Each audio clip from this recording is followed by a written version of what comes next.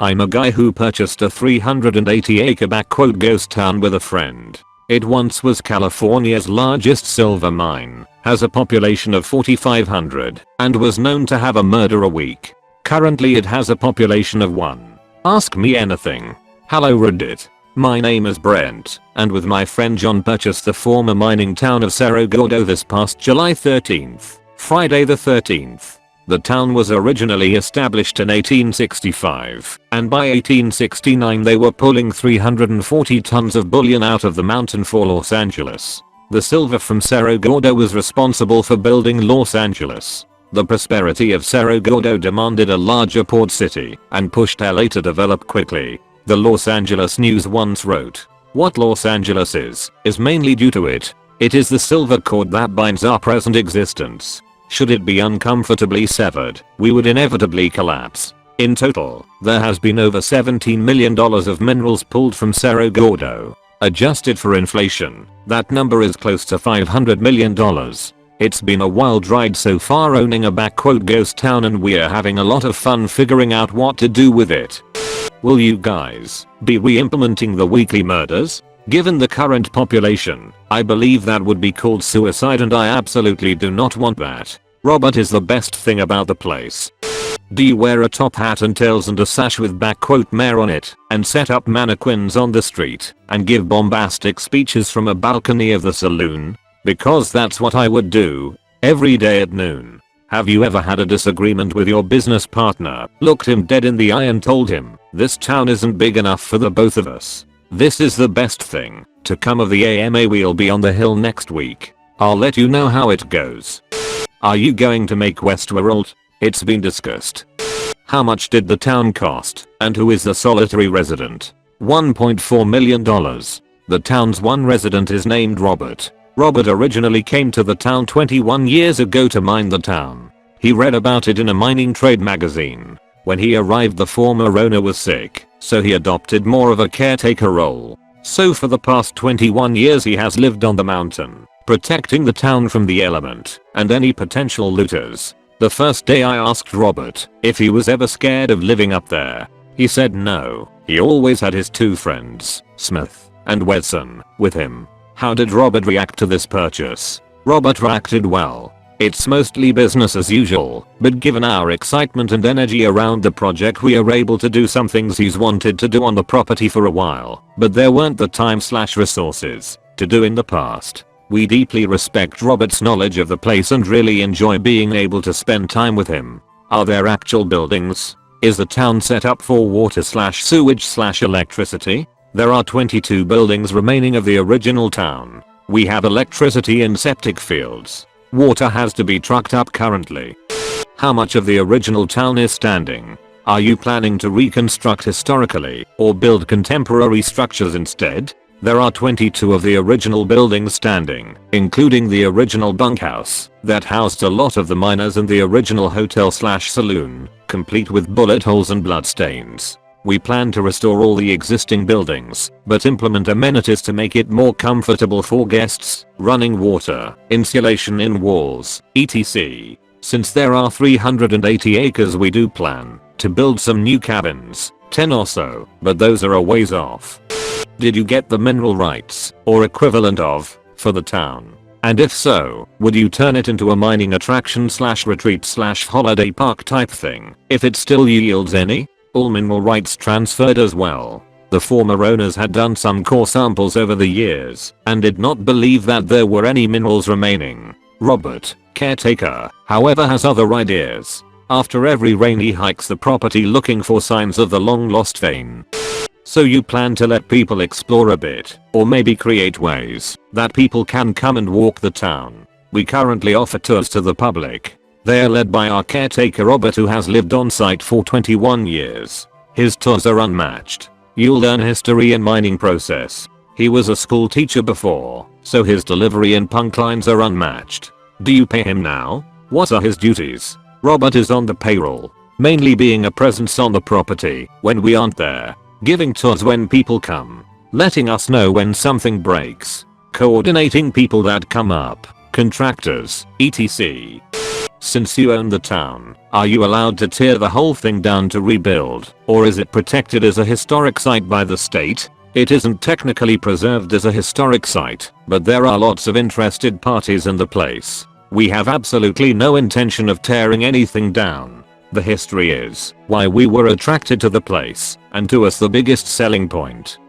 Do you have to pay property tax on it? Indeed. It is California after all. I always thought property taxes went to the city, which is now you. Who gets the taxes? County. May as well buy that next. So are you independently wealthy, or what? How can you afford to keep paying taxes on a $1.4 million property that is essentially useless and brings in no money? And more importantly, to what end? Since it currently doesn't produce income, the property taxes are quite low. It is owned as open space. Are you planning on moving there yourself? How far do you have to travel for basic supplies, groceries, etc.? Yes. I hope to move there for at least a few months this summer.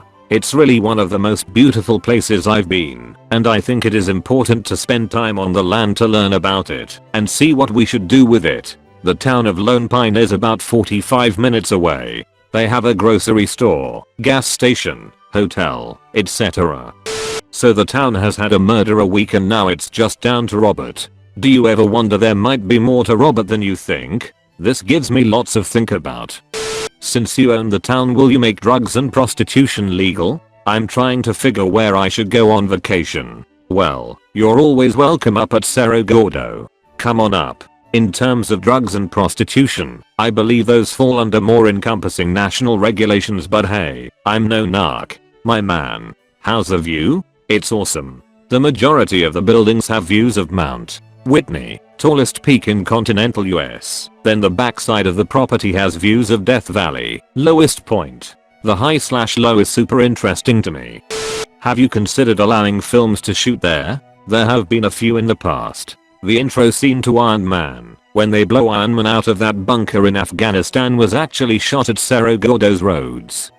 Why? I have a love for history and real estate. This seemed a super interesting opportunity and interesting challenge at the same time. I have a hospitality project in Austin, Texas that is housed in a historic property and I've found it rewarding to work on. John and I are big history buffs and had been looking for a hospitality project to do together within a few hours of a major city. Really though, when it came down to it, I thought it might be if I could say I once bought a town with a friend. That would be pretty cool. Seems like a great pickup line. Hey, wanna come back to my town? Not many options on Tinder out there. I checked. Can you tell us what buildings and infrastructure you got in the deal? Did you get all the mineral rights for the property? 360-acre property with 22 existing structures including hotel, saloon, and restaurant, bunkhouse, 8 rooms, clubhouse/games room, museum, Gordon Mansion, Belshore House, Cook's House, Caretaker's House, Hoist House, Assay House. Town has power and various septic fields. Mineral rights were included.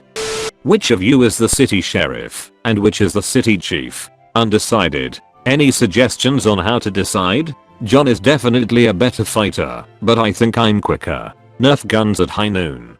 Any cool ghost stories from the town? I publicly went on TV and said I didn't believe in ghosts in an interview. Admittedly, John and I had a few beers before the interview, and it seemed like a throwaway question from the host. Well, the next week I was going down to the bunkhouse to crash for the night. I noticed the lights were on, and when I got close someone looked through the curtain and closed a window. No worries, the construction crew had been staying in the bunkhouse. I'm still a bit creeped, so I sleep in the truck. Next morning, light is off. Next day I ask Robert how much longer the crew was staying in the bunkhouse. He says they left 3 days ago, and the rep reminds me for turning on the lights in the bunkhouse. It was locked. At that point I get spooked and go down to bunkhouse. Nobody there, all lights off. That night I start walking to see the sunset. Bunkhouse lights? They're all on. Door is locked. Duck me. Either Robert is having fun or something didn't like my comments. If Scooby-Doo has taught me anything, Robert found the long lost vein and is trying to run you guys off the property.